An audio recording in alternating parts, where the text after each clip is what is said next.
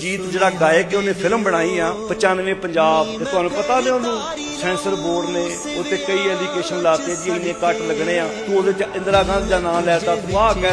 कहता ते कमाल दी गल है जिन्हां ने फिल्म बनाई है ना प्रोड्यूसर डायरैक्टर उन्होंने आख्या भी कि इंदिरा गांधी दा इस तो पहला किसी फिल्म विच नाम नहीं लिया गया ना ते पहला भी लिया गया